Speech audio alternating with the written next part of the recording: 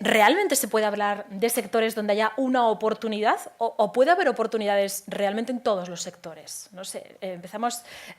bueno, vamos a empezar por allí, que él es ya experto en este escenario. Bueno. Empezamos contigo, Gregorio, y luego seguimos ya la ronda de la mesa redonda. Pues me lo pones muy fácil. Pues muchas gracias, lo primero de todo, a la organización por contar conmigo.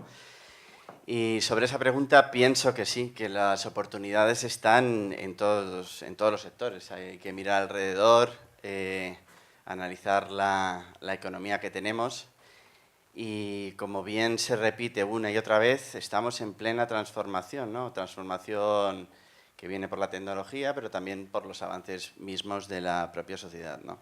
Entonces, como emprendedor, como innovador, pues las oportunidades están alrededor de nosotros. Y voy a ser breve de momento.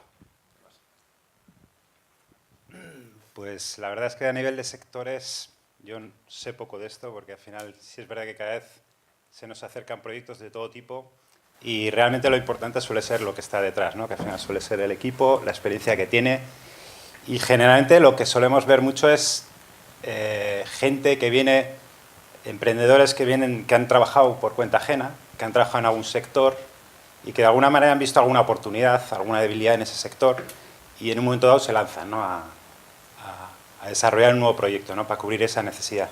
Y al final son gente que vienen conociendo esos problemas que tiene ese sector o ese negocio en concreto, y al final son también muchas veces los que transmiten esa confianza, ¿no? Por ejemplo, nosotros, el primer proyecto que hemos invertido en EASO, se nos acercó un chico que había estudiado medicina y había estado trabajando durante un año en un hospital y se había dado cuenta que todo el tema de los informes médicos, ¿no? Que se trabajan en los hospitales a la hora de ir a revisar, ¿no? Pues qué medicinas son las mejores o cuáles han sido los mejores tratamientos, pues se da cuenta que los informes médicos pues estaban muy en formato papel o en formato PDF o estaban muy perdidos, ¿no? en los ordenadores del hospital, ¿no? Que había información infinita, pero todo como muy deslavazado. Pues él vio que ahí había un problema. Entonces decidió pues primero dejar el hospital y apuntarse a un grado de matemáticas, y estuvo durante 3 años estudiando matemáticas. Y luego se juntó con un gestor muy bueno y con otra persona que sabía algo más de matemáticas que él, y empezaron a desarrollar un algoritmo con el cual pueden recoger toda esta información y a partir de ahí sacar conclusiones de cuáles han sido los mejores medicamentos, los mejores tratamientos, cómo afecta a las personas en función de su edad, de su peso y demás, y pues han lanzado un proyecto. Entonces, claro, cuando te viene un emprendedor con esa experiencia y ha visto un problema real y lo ha vivido, y luego pues tiene un equipazo detrás, pues al final, dentro del Venture Capital, que apostamos por personas, pues lo tuvimos claro. Es un sector también, todo lo que está relacionado con la medicina es un sector muy interesante, pero bueno, yo ahí diría que lo importante no es tanto el sector, porque lo que hoy es interesante, mañana igual deja de serlo, o aparecen nuevos sectores. Lo importante es que la gente que está detrás de los proyectos conozca el sector donde se va a mover, conozca cuáles son los problemas reales y se lance a por ellos, ¿no? Hola, buenas tardes. Bueno, yo llevo en Demium Bilbao la parte más de talento. Quizá si hubiese estado John, que está en la parte más de negocios, os podría dar todavía más claves. Sí que si entráis en nuestra web, ¿no? en demiumstartups.com y entráis a la parte de portfolio, veréis que tenemos proyectos de todos los sectores, siempre un poco condicionados a que son proyectos que se tienen que lanzar mínimo de 6 a 8 meses. Claro, si tú tienes un proyecto que es industrial o de industria 4.0, pues quizá no tendría cabida en nuestra incubadora, aunque ya veis que aquí pues hay un montón de agentes que yo creo que lo están potenciando. Por lo tanto, hay varias cosas, ¿no? Por ejemplo, ¿no? ¿En qué región estamos emprendiendo? Estamos aquí en Vizcaya, y en Vizcaya, por ejemplo, hablando un poco de la Torre Vizcaya, de la apuesta de la Diputación, han dicho que, bueno, que uno de los sectores por los que se va a apostar, bueno, algunos de ellos son energía. Al final también tenemos aquí a un gran corporate como Iberdrola que está cerca, ¿no? Entonces, quizás si vas a lanzar un proyecto sobre energía o sobre Smart Cities, estás en un buen sitio como para empezar, aunque siempre no es lo mismo también lo que hemos dicho antes, emprender en startups o emprender en otro tipo de negocio o en autoempleo, ¿no? Si vemos oportunidades que había hace años, ¿no? Cigarrillo electrónico, y se abrieron en Bilbao no sé cuántas tiendas de cigarrillo electrónico, por ejemplo. Pero, por ejemplo, volviendo un poco al tema que estaba, ¿no? En Vizcaya, la Diputación, por ejemplo, ha apostado por energía, por el tema food tech, alimentación, ¿de acuerdo? O sea, al final, en esta región, más restaurantes con estrella Michelin por metro cuadrado, al final, en pocos sitios lo vas a encontrar. Y también esta industria, ¿no? Hay también, bueno, ya se hacen muchas cosas en industria. Antes habéis estado hablando del tema Bain 4.0. También Asfabric, que es un edificio que está... también las instituciones, Universidad Mondragón, yendo hacia ello. Pues bueno, digamos que tú tienes cierta región, o sea, en la región ciertas cosas bueno, que son potentes. Luego, evidentemente, el equipo. Ayer, por ejemplo, en Demium, que hay muchos equipos que están buscando idea, teníamos a un equipo que encima son 2 personas, que una está muy vinculada con el mundo tecnológico, otra con la ingeniería y aparte con la parte de automoción, y tenían 2 ideas sobre las que estaban debatiendo, y una era sobre fintech y otra era sobre movilidad. Y era como, bueno, es que sobre fintech no tenéis nada de expertise, os tenéis que meter en este mundo, y sobre la movilidad, que aparte era con un dispositivo, es que, joder, lo tenéis todo, y aparte el entorno os apoya, ¿no? O sea, hay incluso aceleradoras especializadas y tal. Entonces, creo que es muy importante lo que ha dicho Pedro en cuanto a que, joder, si el equipo, tú has detectado igual un problema y aparte tú tienes, como hemos hablado a la mañana, esos conocimientos y esos incluso superpoderes, pues tira hacia ahí, ¿no? Luego también pues siempre hay lo típico de las cosas que están de moda. O sea, ahora está de moda el blockchain. Me han presentado hasta proyectos de artesanía que tienen blockchain. O sea, realmente parece como que hay cosas que, no sé, hace un tiempo pues yo también estuve en un proyecto de drones, ¿no? Como que los drones iban a revolucionar todo, y sí, o sea, hay momentos que están en el pico, luego salen empresas y luego se quedan unos cuantos agentes, pero parece que hay un momento en el que todo el mundo apuesta por ciertas tecnologías, pero al final se aplican donde tienen sentido. Blockchain ahora todavía no está tan maduro como para meterle a todo blockchain, sino que también está la propia tecnología en una fase de maduración, o toda esta especulación que ha habido con el tema de criptomonedas, que todavía está por ahí. O sea, hay muchas cosas, pero están por definirse, ¿no? No sé cuántos proyectos os habrán venido con blockchain o cuántos habéis oído hablar. A ver, es que lo del blockchain al final es una tecnología realmente que hay detrás, ¿no? O sea, realmente luego lo que importa es el negocio que quieres desarrollar con esa tecnología, ¿no? Y sí es verdad que pues, hoy en día cualquier negocio que se presenta generalmente siempre te hablan o que tengo inteligencia artificial, tengo un algoritmo o tengo blockchain. Digamos que está bien, pero lo importante realmente no es... Yo creo que nadie invierte en blockchain, nadie invierte en inteligencia artificial como tal, sino que inviertes en el negocio, ¿no? Que realmente te están planteando, ¿no? Que luego utilices blockchain, utilices algoritmos, utilices inteligencia artificial, pues dependerá del negocio, ¿no? Si el negocio tiene sentido que para defenderlo, para poderse desarrollar y para que realmente tenga recorrido, pues requiere un blockchain, pues perfecto. Pero no en sí el blockchain como tal, ¿no? Al final, el tema de criptomoneda, pues igual se han devaluado ya un poco el concepto, pero ahí quizás lo que ha quedado interesante es la tecnología que está detrás, ¿no? Que es el blockchain. Y ya que me has pasado el micrófono, aprovechando un poco que yo creo también en cada territorio donde estamos también hay que saber un poco cuáles son aquellos sectores donde tiene más sentido el desarrollo de negocio, sin quitar el hecho de que puede salir otra cosa, ¿no? Pero has sacado el ejemplo tú de gastronomía, food tech.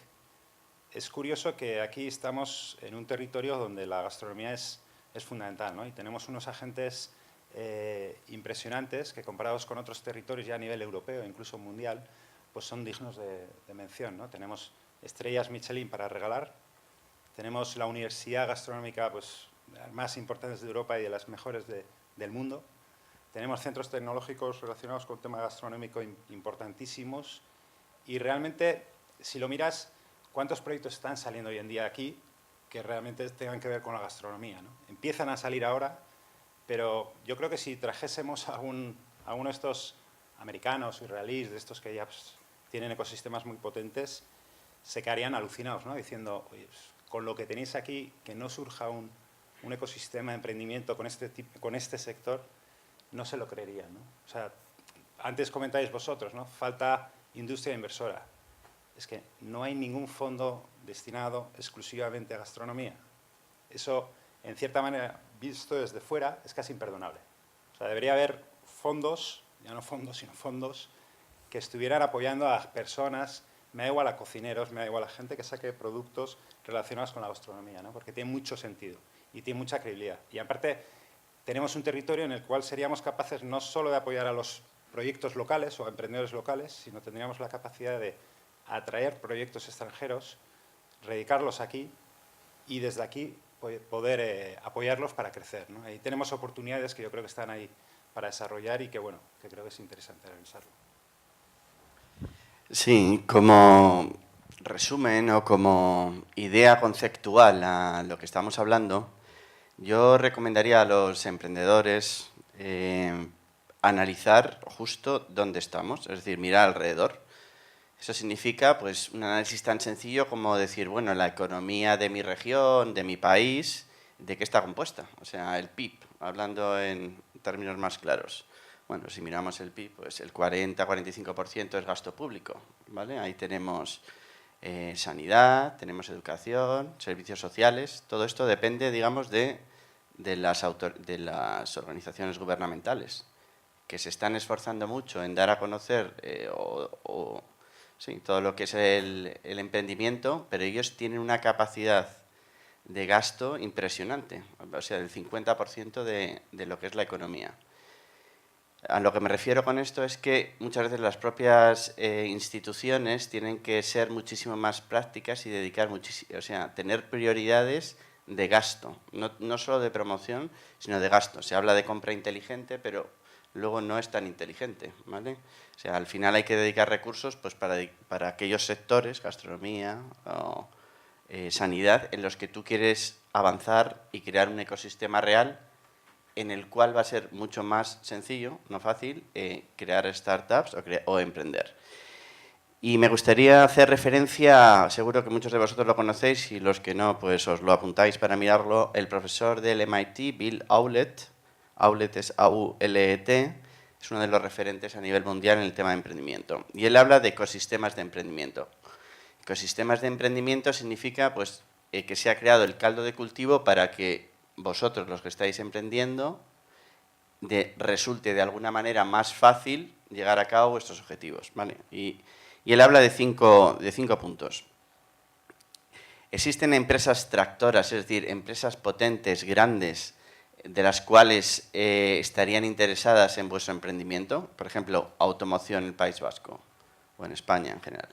Tenéis Mercedes, tenéis una industria auxiliar muy potente que al final tiene una capacidad económica muy importante, ¿vale? Casi mueven alrededor del 10% del PIB. Entonces, si pensáis en negocios alrededor de este tipo de industria, pues ya sabéis dónde tenéis un referente, con quién podéis hablar, a través de las instituciones llegar a estas empresas, ¿vale? Eso hace la cosa más fácil. Aulet también habla que un ecosistema de éxito tiene que haber universidades, centros de talento, investigación de referencia. Es decir, si os vais a dedicar a cierta tecnología, ¿de dónde vais a sacar los recursos? ¿Están cercanos o no? ¿De dónde voy a experimentar mis temas tecnológicos? ¿Vale? Darle una pensada. Luego habla de que tiene que haber un sector emprendedor. Y un sector emprendedor significa pues que hay, digamos, un número relevante de empresas de emprendimiento que están enfocadas a ese sector. Y eso significa, un sector emprendedor significa un sector colaborador, ¿vale? Que esto es uno de los temas que no terminamos de entender. O sea, hoy en día en el mundo startup, o en la sociedad en general, se está produciendo un traslado del efecto competitividad o competir a colaborar, ¿vale? Siempre buscando ese win-win, que teóricamente también se habla mucho, pero que a la hora de la verdad no se ve tanto, ¿vale? Se llevan 3 puntos: empresas tractoras, universidades o centros de talento, sector de emprendedores, y el cuarto, y muy importante, ¿existe verdaderamente una industria inversora de fondos de inversión, tanto públicos y privados? ¿Existe verdaderamente? Mira, ahora mismo estoy colaborando con una startup alemana dentro del sector de automoción. el cual llevan ya 8 años en el mercado y ahora han ido a una ronda en la cual el fondo de inversión de Bavaria, sabéis que Bavaria es la zona más rica de Alemania, pero tiene un fondo de 500 millones de euros para invertir en este tipo de startups. Entonces la pregunta es, ¿qué tipo de inversión, de fondos y cuánto dedican? ¿Vale? Porque al final se habla mucho, pero la pregunta es, ¿pero cuánto estáis dedicando? Y compararlo con fondos de inversión en Estados Unidos, fondos de inversión en otras zonas, ¿vale? Simplemente para ver cómo estamos situados. Y luego, quinto, es el apoyo de las administraciones públicas, ¿vale? Sí que es verdad que hay una apuesta real por desarrollar el emprendimiento, especialmente en España, donde tenemos un desempleo pues que es anormal, digamos, y donde aparte del desempleo tenemos una malísima gestión del talento que existe. Es decir, desde el desempleo juvenil, que es algo, bueno, si el desempleo normal ya es algo anormal, el desempleo juvenil, pues en el 35%, pues imaginaros. Bueno, a lo que voy.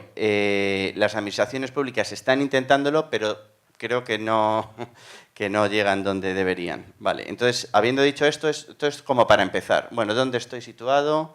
Estos 5 temas, ¿cómo están? Y bueno, y a partir de ahí, ¿qué tipo de negocio quiero hacer? Vale, y esto es lo que os quería contar.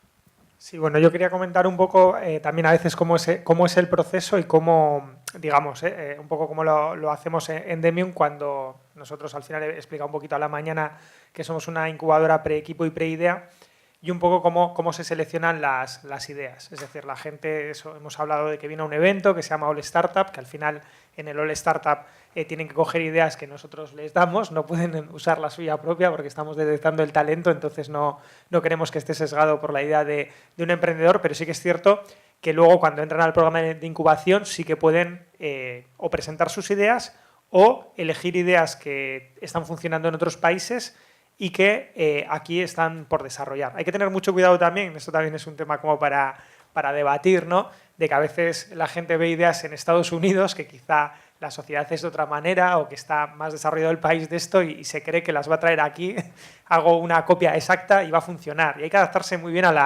por lo menos si vas a arrancar aquí, a la cultura que tenemos aquí, a los hábitos de compra, etcétera, ¿no? A no ser de que digas, bueno, me quiero posicionar, quiero tener una mínima atracción para decir que cuando esto venga yo voy a estar de los primeros, ¿no? Que es otra de las tácticas que puedas hacer. Hemos ido cambiando, nosotros también somos una startup en sí.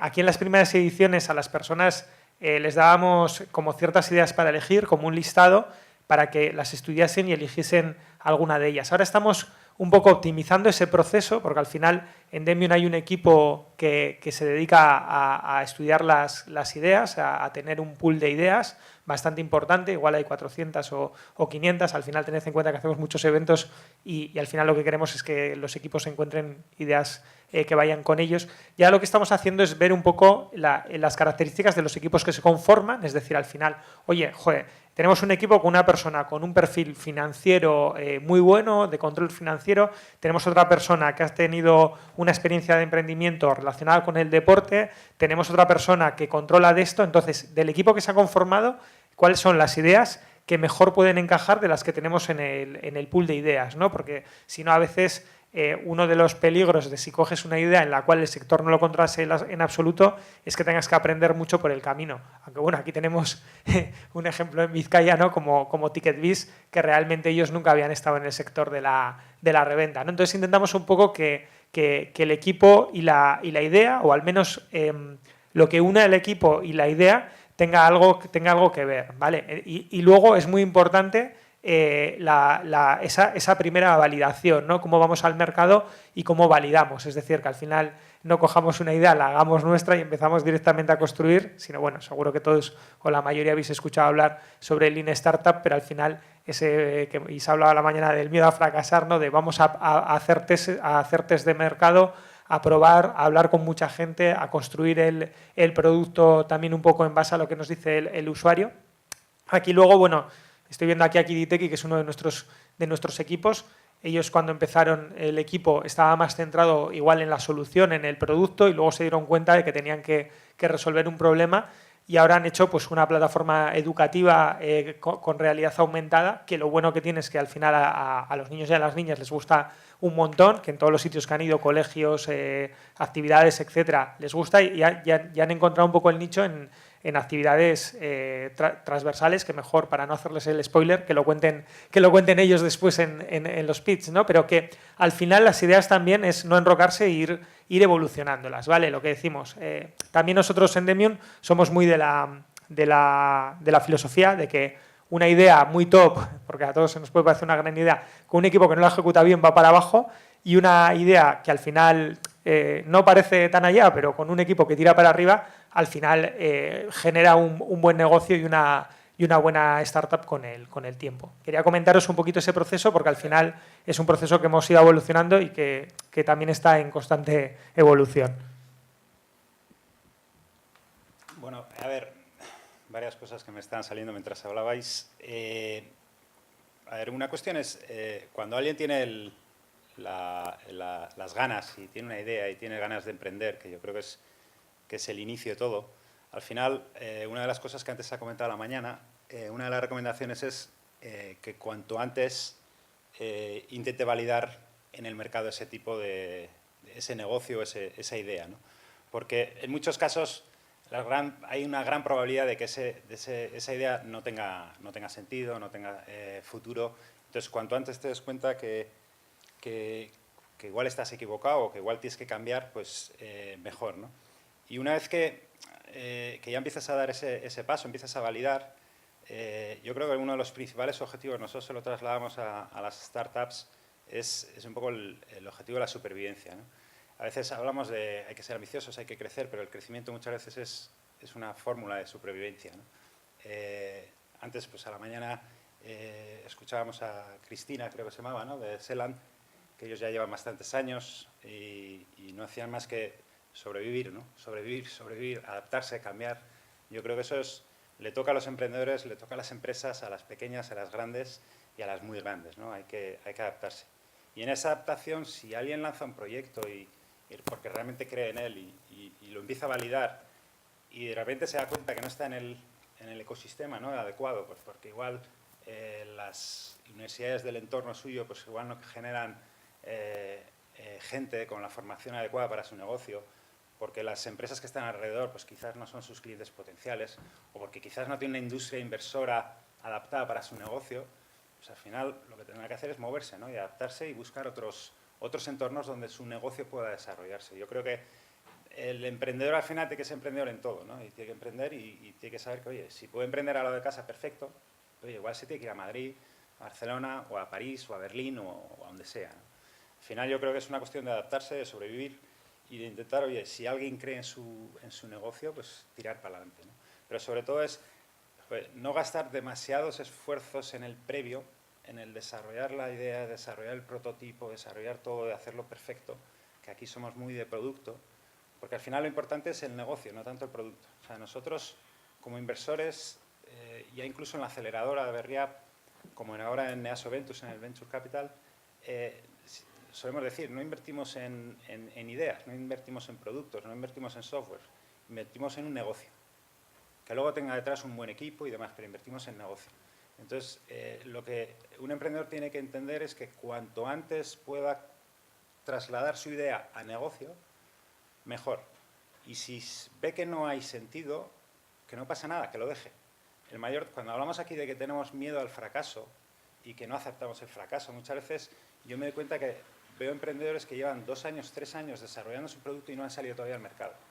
Y hay veces que incluso son emprendedores que por lo que sea les han dado un poco de bombo, han salido a un medio de comunicación, los ponen como un poco como referentes. Claro, luego el tortazo que se pegan cuando realmente su negocio no tiene sentido, pues es un fracaso, joder, que duele. En cambio, si alguien está desarrollando durante 3-4 meses un prototipo, hoy en día se pueden hacer prototipos, y es a nivel de software, echando leches. O sea, hay gente que hace páginas web en un día y con eso ya puedes tirar para adelante. Se pueden hacer prototipos de manera muy rápida y sencilla y barata. Y probarlos es relativamente sencillo y barato. Y se puede hacer. Y si tú fracasas en ese intento, realmente no es un fracaso, nadie te lo va a echar en cara ni tú te vas a sentir mal, porque lo has intentado y punto. Y cambias. Lo malo es cuando intentas alargarlo y luego no funciona. Entonces hay que ser muy atrevido en probarlo. Como decía uno de los fundadores de LinkedIn, si no te avergüenzas de tu primer prototipo, es que ya vas tarde. O sea, te tiene que dar vergüenza enseñar tu prototipo y enseñarlo al cliente, pero empezar a conseguir ventas cuanto antes. Y luego, a partir de ahí, sobrevivir, y eso significará lo que tenga que significar. Sí, estoy totalmente de acuerdo. Yo, es más, yo recomendaría a los emprendedores que intentar enfocarse mucho a lo que es la realidad de la venta que estáis comentando, o sea, de tener los primeros clientes y de intentar facturar, porque claro, tú vas a intentar sobrevivir, pero tienes que comer, entre comillas, es decir, las necesidades financieras también van a estar ahí. Entonces, siempre es bueno tener esa cierta necesidad financiera previa, yo diría, antes de acudir a las rondas de inversión para probarte a ti mismo, para probar que tu idea o que tu producto tiene sentido, ¿no? El ir a intentar hacerlo una realidad en el mercado, que puede ser una facturación baja, pero ya estás viendo que eso tiene desarrollo. O sea, que totalmente de acuerdo con esa propuesta. A ver, otro dato, y no, tampoco quiero ser aguafiestas, pero el tema es el índice de mortalidad del emprendimiento. Eso seguro, a lo mejor algunos lo conocéis. No tengo el dato exacto, pero el índice de mortalidad de los emprendimientos en los primeros 2 años es altísimo. Ronda 90%, puede ser, 80, 90, no. Bueno, es la referencia que yo tengo. Es decir, que a los que emprendéis, que sois unos valientes y que si vais sobreviviendo a esa primera fase, índice de mortalidad, pues ya significa mucho. También es un mensaje para las administraciones, que se enfocan mucho en los inicios, en motivar a la gente, bueno, pues en hacerles ver esa posibilidad, pero el enfoque a lo mejor debería estar en aquellas empresas que tienen cierto recorrido y que antes de que caigan, digamos, en esa mortalidad, entre comillas, a lo mejor ahí es donde tienen que apoyar de verdad, ¿vale? Con fondos estatales, locales, etcétera. El mundo de la inversión en startups es otro mundo, ¿vale? Porque ellos lo que van buscando son posibilidades de negocio para escalarlo y ganar dinero. O sea, es que son 2 mundos distintos que se confunden, ¿vale? Entonces, una cosa es emprender, tener viabilidad, sacar tus servicios, tus primeros productos e ir creciendo, pues como se ha hecho toda la vida, vamos. Los empresarios de esta región que bien conocen, pues así lo han hecho, ¿no? Pero eso es importante tenerlo en mente, ¿vale? Que tenéis que hacer realidad y en el corto plazo esos servicios o esas ideas. Luego, volviendo un poco al tema de la ronda, que es oportunidades y sectores, pues hemos comentado el tema de las nuevas tecnologías, pues yo Big Data, yo tal. Pero yo creo que es interesante también para vosotros que hagáis una matriz de decir, bueno, si yo apuesto por nuevas tecnologías, que pueden ser pues, desde el Big Data o Internet de las Cosas, etcétera, hacerme una matriz y decir, bueno, nuevas tecnologías con sectores o mercados reales, que es lo que estaban diciendo, que ahí es donde vais a tener que apuntar con el negocio, ¿vale? Ese tipo de matriz, porque al final no es la tecnología, es el negocio en sí, ¿vale? Lo que tenéis que tener en mente. Y bueno. Yo una pequeña matización. A ver, nosotros cuando lanzamos Aso Ventures hace justo un año, sí es verdad que se lanza como un venture capital riesgo para invertir en startups. Pero también es verdad que nos dábamos cuenta que el mundo de la empresa al final tiene casi el mismo problema que muchas startups. Es decir, hay veces estamos en un mundo en el cual los ritmos han cambiado a nivel de nuevas tecnologías, a nivel de la velocidad en que van las cosas, a nivel de que las empresas hoy en día están creciendo mucho de manera inorgánica. Es decir, inorgánica significa en base a compras de otras empresas, no en base a mayores ventas. Y en este sentido, las pymes también tienen unos deberes que hacer. Y es que se dan cuenta que empiezan a crecer y empiezan a darse cuenta que el mundo ha cambiado en el sentido de las velocidades, los tiempos, o va a venir su competencia y le va a comprar, pues, para el empresario estará muy bien, pero quizás para el territorio y los trabajadores no sé si tanto, o tendrá que empezar a reactivarse y empezar a crecer también por su cuenta, ¿no? Y al mismo ritmo que el resto del sector, ¿no?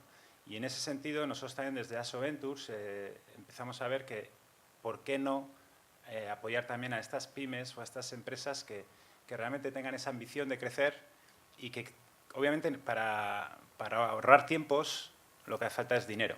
O sea, hay una cuestión que a veces lo del dinero se trata como algo malo, pero es que en estos tiempos es casi un bien necesario, ¿no?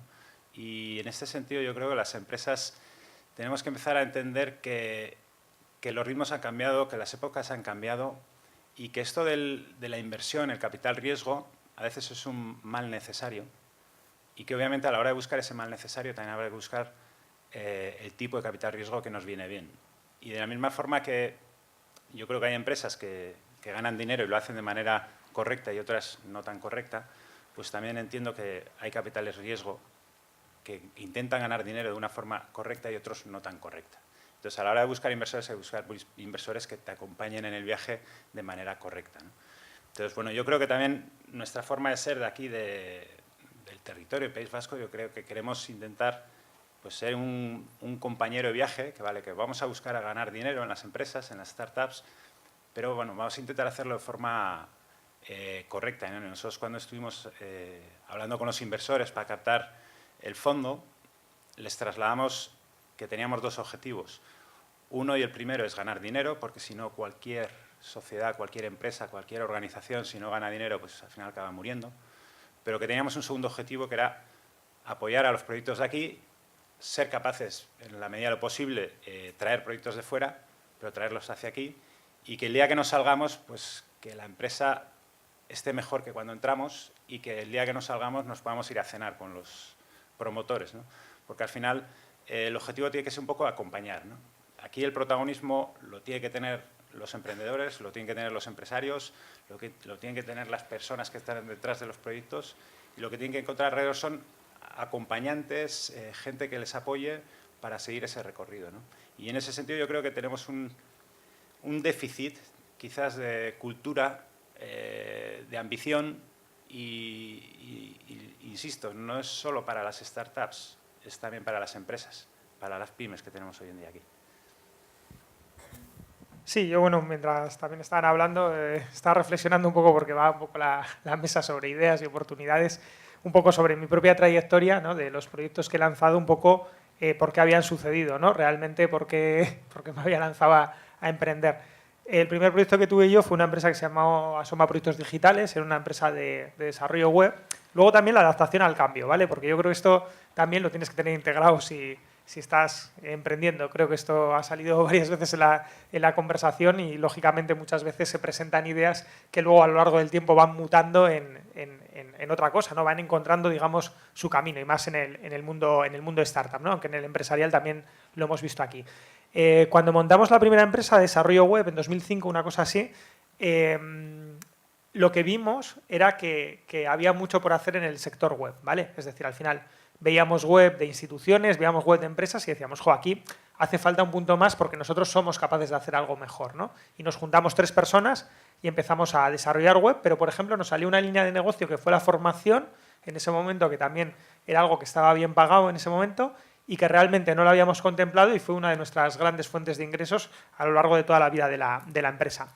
Luego cometimos, bueno, no, o sea, no cometimos tuvimos un éxito muy grande, que fue que hicimos una aplicación para fiestas de Bilbao que se descargaron 20.000 personas cuando pensábamos que se le iban a descargar solo nuestros amigos, pero la lanzamos de manera gratuita porque nos salió así, fue un side project, estos que se llaman ahora un proyecto paralelo que tienes en la empresa, y dijimos, ahí va, si podemos hacer aplicaciones que tengan un impacto a más, o sea, realmente tú estás dando servicios, ¿no? Cuando tú eres una empresa de servicios, te viene alguien, te contrata una web o te contrata un curso y vas dando servicios, pero de repente llega un momento que haces un producto y sin esperarlo, de repente tienes un éxito, algo que de repente no esperas, como dice Pedro, acabas en medios de comunicación, explicando lo que has hecho, tal y cual, y te vienes un poco arriba, ¿no? Y de repente decíamos, bueno, ¿esto qué modelo tiene, ¿no? En plena crisis, en 2012-2013, fuimos donde fuimos donde ayuntamientos, porque claro, decíamos, joder, siempre dicen que si tienes una buena idea y algo que funciona y tiene métricas, porque había 5.000 usuarios recurrentes al día o más utilizando la aplicación simultáneamente, el último año hasta se nos cayó el servidor de toda la gente que entraba a la vez, tenía un montón de amigos por ahí con pegatinas difundiendo la aplicación. Entonces, fuimos donde marcas de cerveza, donde instituciones públicas, donde, bueno, al final no encontramos nadie o sea, sí que encontramos como pequeños patrocinadores, pero no encontramos alguien que apadrinase la aplicación y realmente invertíamos mucho tiempo, estuvimos haciendo otro tipo de aplicaciones, hicimos incluso la del Athletic en Android, que se inauguró cuando se inauguró el nuevo campo, pero nos metimos tanto en el mundo de las aplicaciones porque queríamos orientarnos hasta ahí, hacíamos muy buen producto, pero no éramos capaces de venderlo, esto salió también, y nos descuidamos tanto que descuidamos la tesorería y tuvimos que cerrar. O sea, que con algo que hicimos bien nos descuidamos tanto que nos metimos el ostión. Esto también pasa emprendiendo, ¿vale? Luego, como me di cuenta de que, digo, joder, si hemos hecho un producto que ha llegado a muchas personas y era muy local para Bilbao en una semana grande que dura 9 días, más los días previos que mira un montón la gente el programa y lo que va a ver, ¿por qué no hacer algo más grande, ¿no? Para más gente? No sabía cómo empezar, empecé con otro socio, empecé a escuchar lo que era el mundo startup también 2012-2013 aquí en Bilbao y bueno, me llamó la atención, ¿no? Empecé a escuchar que si la curva a las Fs, que si la incertidumbre, que si la serie A, que si esto, que si lo otro, ¿no? Te empezaron a llegar inputs del mundo startup, aunque bueno, es como haber oído campanas, ¿no? Ahora mismo. Entonces, nada, empezamos, la verdad que mi socio tenía experiencia en el mundo de la inversión y tal. Empezamos con una idea, con Lean Startup. Al principio empezamos con Lean Startup muy, muy estricto, íbamos buscando ideas y tal. Empezamos con un proyecto de fútbol, no, al principio era de retransmisiones deportivas, luego era de fútbol, luego era de aficiones y tal. Lo que pasa es que fuimos a un modelo que era muy complejo, que era por usuarios, que esto al final triunfa en Facebook, Instagram y tal, pero realmente aquí a nivel estatal los modelos normalmente tienen que tener transaccionalidad, o sea, tiene que haber beneficio económico, aunque también hemos visto ejemplos como Wallapop y tal, lo que pasa es que es muy difícil entrar a un proyecto de ese tipo. Ahí uno de mis grandes aprendizajes, y esto también lo intento transmitir a la gente que está emprendiendo, es que a veces intentas hacer una herramienta que valga como para todo el mundo, ¿no? Y ahí puedes encontrarte con el síndrome del bar vacío, ¿no? Tú haces una herramienta para un montón de aficiones o para yo qué sé, pues voy a hacer para coches y para todos los coches o para todos los componentes de coches que se me ocurran o lo que sea, a veces vas a un montón de cosas que no puedes abarcar empezando de pequeño, ¿no? Entonces también el enfocarte en un nicho de negocio desatendido o en algo al principio también puede, o sea, es un buen punto de partida, ¿vale? Porque a veces el intentar hacer una herramienta para solucionar todos los problemas del mundo partiendo de una startup en la que estás 2 o 3 personas es bastante complejo si lo empiezas así, ¿no? Luego he seguido con otro tipo de ideas, ahí aprendí muchísimo. Luego volví otra vez al mundo de la empresa antes de entrar en Demium, pero en Demium para mí aunque Demium ya estaba hecho cuando yo entré, sí que fue una respuesta que yo cuando estaba emprendiendo en temas digitales aquí en Bilbao me ocurría que no tenía un apoyo especializado diario de alguien que estuviese a mi lado todos los días para pegarme todas cuando cometía errores como ese, ¿no? El de hacer un MVP de un año o el de estar intentando hacer una herramienta como para todo, ¿no? O sea, el tener a alguien que tenga la experiencia y tal. Entonces, para mí, o sea, aunque ha sido estar contratado por una empresa, para mí también era como hacer un producto que quería hacer aquí, ¿no? Que era como lo de Demium, que ya estaba hecho, lo encontré y he tenido la suerte de poder aplicarlo en Bilbao, ¿no? Entonces, a veces las ideas o a lo que realmente te dedicas también, por un lado, a veces es algo que se te ocurre, pero también a veces algo que identificas como de las web o esto mismo, ¿no? Entonces, bueno, eso quería compartir mi experiencia por si os podía ayudar también, ¿no? Alguna de las conclusiones. Bueno, en la misma línea de argumentación, yo vuelvo un poco a lo que comentaba antes.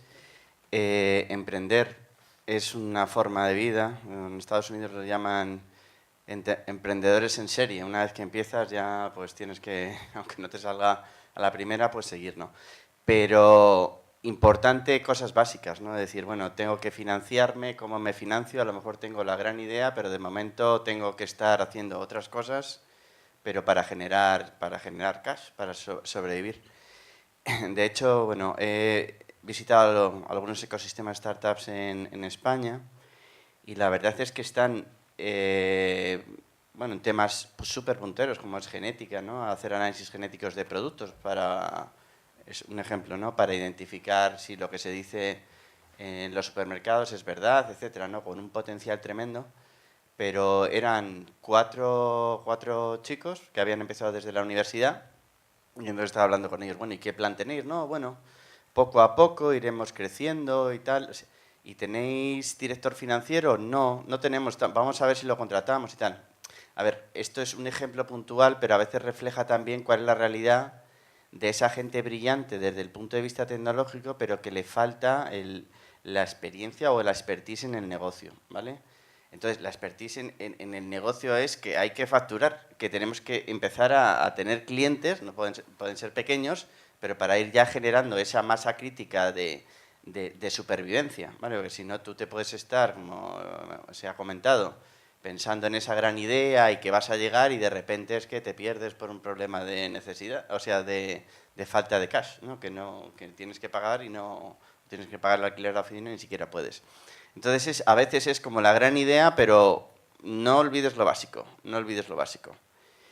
Y bueno, esa es así la reflexión que os quería trasladar.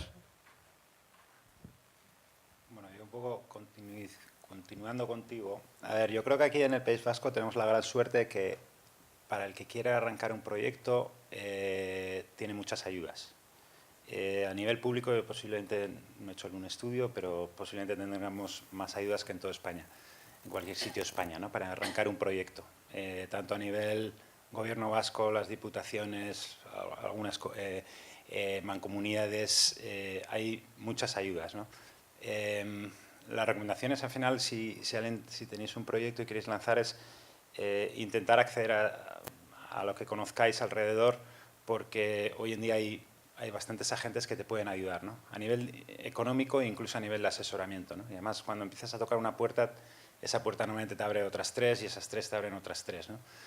Obviamente, partiendo de la base de que no tengáis miedo a contar la idea, lo han comentado antes, pero os lo traslado, nadie os la va a robar, pero esas ayudas y esas puertas que se os abren, al final, os van a ayudar a conseguir financiación o una subvención o una pequeña ayuda económica que te permita dar esos primeros pasos, ¿no?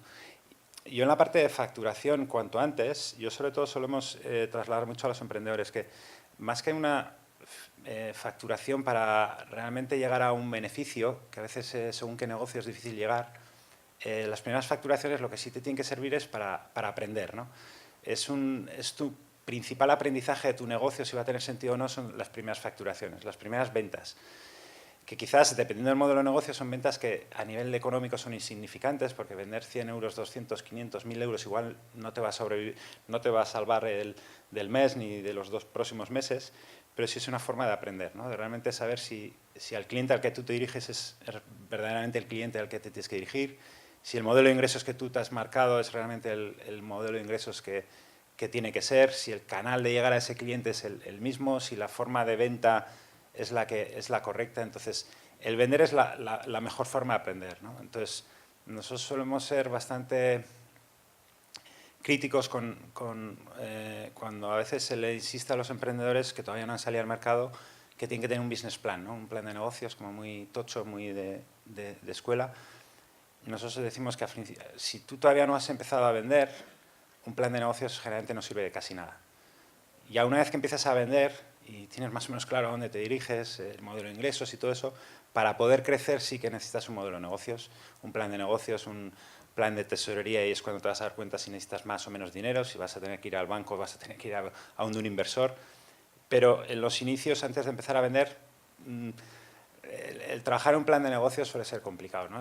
Muchas veces, yo me acuerdo, en el primer programa de Berry App llegó un proyecto, una empresa aquí de Vizcaya, nos trajo un business plan que habían estado trabajando durante 6 meses en no sé qué historias y era de unas 95 páginas, ¿no? Totalmente, perfectamente hecho, con todo bien estructurado, todo bien rellenado, con las proyecciones económicas, plan de marketing, incluso organigramas de cómo iba a ser la empresa y demás. En un mes que en el programa de aceleración les impulsamos un poco a salir a la calle y realmente a validar su modelo de negocio, en un mes se dieron cuenta que su modelo de negocio no tenía sentido y tuvieron que cambiarlo radicalmente. Tuvieron la suerte que encontraron otro modelo de negocio y es en el que están trabajando desde hace 3 años. Es decir, al mes su plan de negocios de 95 páginas estaba en la basura, el 100% del plan de negocios. Es decir, ¿por qué? Pues porque ya el nuevo modelo de negocios eran unos clientes diferentes, unos modelos de ingresos diferentes, unos canales de distribución diferentes, unas necesidades diferentes, todo diferente. Y partían de la misma tecnología, el mismo producto. Por lo tanto, el empezar cuanto antes en el mercado es lo que te va a dar luego el aprendizaje para luego seguir creciendo. Sí, bueno, nosotros en cuanto al tema de ayudas, también decimos a la gente que no se centre específicamente toda su energía en las ayudas, ¿vale? Porque hay veces que el mensaje que se da es... bueno, ni la financiación, pero el tema es que a veces el mensaje que se da para que emprendas es que hay muchas ayudas, ¿vale? Yo creo que hay, bueno, también ha salido esta mañana, pero hay gente que emprende por necesidad, es decir, he perdido el trabajo y voy a emprender. Y claro, esa persona quizás si de repente emprende pero encuentra otro trabajo por el camino, va a dejar de emprender, ¿no? Porque al final en el fondo lo que quería era un trabajo. Y hay gente que emprende porque realmente quiere hacer un proyecto, ¿no? Y hay gente que tiene que descubrir si realmente es emprendedor o tiene esa vena emprendedora o no. Realmente también puede ocurrir con las ayudas que si centramos el proyecto mucho en una ayuda, puede que recibamos la ayuda y consigamos el objetivo, pero no tenemos un modelo de negocio que realmente tenga sentido. O sea, lo ideal es que esa ayuda para eso se llama ayuda, nos empodere el proyecto, ¿vale? O sea, realmente que estemos investigando con un modelo de negocio que tenga sentido, o lo estemos descubriendo, que para eso somos una startup, estaremos pivotando, hay ayudas de la Diputación para prototipos y tal, que para eso hay que utilizarlas, ¿no? Y realmente ese es el sentido, ¿no? Porque ese es como el mensaje mucho de que hay muchas ayudas y a veces parece que tenemos que estar pidiendo ayudas constantemente, pero sí, lógicamente, aprovecharnos del sistema que hay estructurado. Por otro lado, también muy importante, y lo estáis diciendo, es el tema de probar rápido y probar en el mercado. Nosotros somos muy cañeros, si estáis en Demium podéis comprobarlo, que claro, al final nos tenéis ahí todo el día, no os podéis librar de nosotros, insistimos mucho en salir al mercado, ¿no? A la gente le decimos que haga prototipos. A mí pues me suele gustar mucho también la historia, pues esta la ha contado Carlos Polo, ¿no? Con su proyecto de salsa bastarda. Carlos Polo es un emprendedor local que seguramente muchos conozcáis, y él lo que hizo, a pesar de que estaba más orientado a tecnología, le dijo a su mujer un día que quería montar una empresa de salsas picantes, y le dijo, tú estás gilipollas, ¿no? Y dijo, pues ya verás. Total, que hizo una web que se llamaba, que sigue, si la veis ahora, salsabastarda.com, y él puso, hay como un diseño muy bonito, y puso un botón que era reservar. Y dijo, bueno, voy a hacer una campaña de marketing que va a ser ahí súper elaborada. Hombres que siguen en Facebook a Carlos Arguiñano. ¡Pum! Lanzó la campaña y hubo gente que compró, reservó, hizo como la reserva de la salsa sin ni siquiera haber producto, ¿no? Entonces, hay veces que yo creo, y esto lo digo mucho a las personas que están en startup, que hay que tener un pensamiento lateral brutal, ¿vale? Porque al final... Tú está claro que si tienes dinero dices, bueno, pues tiro a campañas de marketing, ¿no? Si es un producto final para Facebook, para Instagram, pues subo el dinero y en teoría vendrá más gente. Pero realmente también tenemos que hacer otro tipo de acciones que están un poco más en el pensamiento lateral de ver cómo llego al cliente, y también es un tema muy importante. A veces no es tan relevante lo que estás ganando ahora, sino cuánto puedes conocer al usuario para ver qué problema le estás resolviendo, ¿vale? Y cómo puedes hacer una solución que sea todavía mejor o que puedas aumentar el ticket medio, y que al final este proyecto y esta expectativa que realmente le estás presentando a alguien para que te invierta dinero y eso se convierta en algo que pueda tener mucho beneficio en el futuro, esté más sustentada, ¿no? No con lo que decimos, con un super plan de negocio tocho, igual has estado usando Lean Canvas o lo que sea y lo estás cambiando constantemente. Lógicamente tiene que tener un sentido financiero y hay que preparar las cosas, sobre todo una ronda de inversión, hay que prepararla bien y hay que saber con quién la preparas. También nos meteríamos también en temas de pactos de socios, etcétera. Pero lo más importante, no sé, esto es como cuando igual vas a buscar trabajo, hay veces que antes se valoraba mucho dónde habías estudiado, ahora también se valora, pero a veces más es, bueno, ¿y tú qué haces? ¿No? Que realmente, ¿qué es lo que has hecho? ¿No? Entonces, los hechos son los que demuestran las cosas y los que generan el interés. Sí, simplemente comentar, me ha recordado el caso porque conoceréis aquí muchos de vosotros el vino azul, que también es otro caso que es de aquí, de Vizcaya. Y es el primer vino azul del mundo, ¿no? Y al final estos fueron unos chicos también de aquí de Vizcaya, recién salidos de la universidad, que querían probar, innovar y dijeron, joder, pues vamos a innovar en un sector más tradicional que el vino, pues hay pocos, y dijeron, vamos a intentar innovar, ¿no? Y ellos de vino no tenían ni idea. O sea, aquí del producto no tenían ni idea, ¿no? Lo que sí sabían era de comunicación, sabían de marketing y tenían narices para lanzarse en un proyecto de estos, ¿no? Sin ninguna inversión, sin haber conseguido ninguna inversión, han sido capaces de llegar a vender más de 300.000 botellas de vino azul por todo el mundo. Y si miráis en Google y ponéis vino azul, aparecen un montón de reportajes y de artículos y expertos de vinos de Inglaterra hablando del fenómeno vino azul. Y son 4 chavales o 5 chavales de aquí, de Vizcaya, que empezaron con el proyecto. Y al final, un poco la conclusión es que, aunque no sepas del producto, que al final es casi lo de menos, es casi un commodity. Ellos nunca han fabricado vino y, de hecho, tenían proveedores que les hacían el vino, ¿no? Y ellos lo único que lo tenían muy controlado es cuánto les costaba lo que le producían otros y a cuánto lo vendían, ¿no? Y con eso ganaban dinero. Sin conocer realmente el producto, conocían lo que era el medio, conocían la comunicación, cómo darse a conocer, cómo expandirse a nivel internacional y les ha ido muy bien, ¿no? Y es otro ejemplo, ¿no? de cosas que se hacen aquí, ¿no? Bueno, sobre el vino azul, sin más, la anécdota de Taig, que es el emprendedor, que si le conocéis es una pasada, o sea, es una persona que es pensamiento lateral constante. Y él decía que leyó un libro que probablemente gente que estáis en la sala lo habéis leído, que es sobre océanos azules y océanos rojos, ¿no? Los océanos rojos se habla que es esos sectores que están ya muy copados y en los que hay muchos tiburones, y océanos azules son cosas en las que hay oportunidades y no hay nada todavía. Y él dijo que empezó a leer el libro y el primer ejemplo era de una bodega, que él no entendía cómo a otra persona no se le había ocurrido hacer un vino azul, que era evidente y tal, ¿no? Entonces, a veces fijaros de dónde salen las ideas.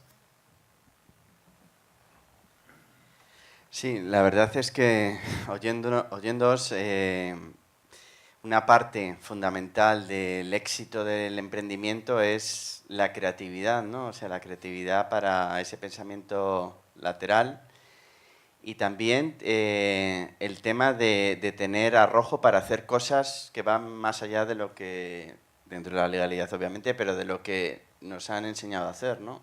Entonces, simplemente os lanzo la idea esa también de ir un poquito más allá, ¿no? O sea, si, por ejemplo, lo que comentábamos antes, las administraciones públicas quieren desarrollar pues los sectores de emprendimiento, pues ir a las administraciones públicas y que os den un contrato para vuestros servicios, ¿sabes? Es decir, oye, ¿tú quieres que desarrolle? Pues contrátame, ¿sabes? O sea, ese tipo de pensamientos, de arrojo, de iniciar temas, ¿no? Y de romper un poco los moldes. Y bueno, esos son así un poco como un pensamiento final.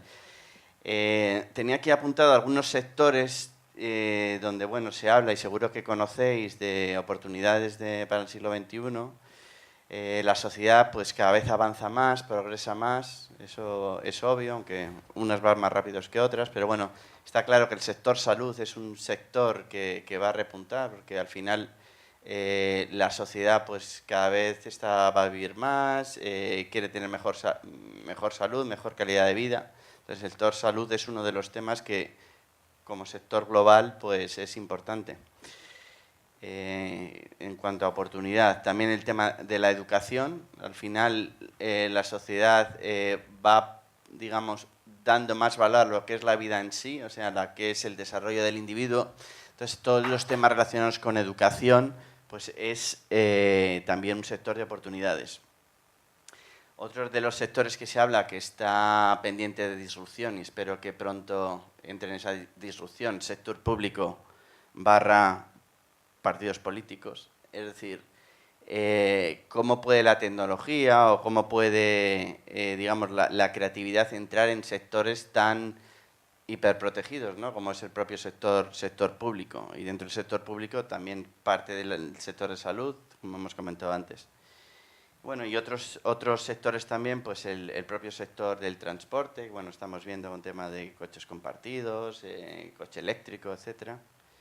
Y también otro sector que yo creo que es interesante es el tema de producción agrícola, ¿no? De gastronomía, pero también desde la propia producción, ¿vale? Como es un sector importante en cuanto al sentido también que comentaba antes de una mejor vida, como, digamos, hacer llegar las tecnologías a los productores.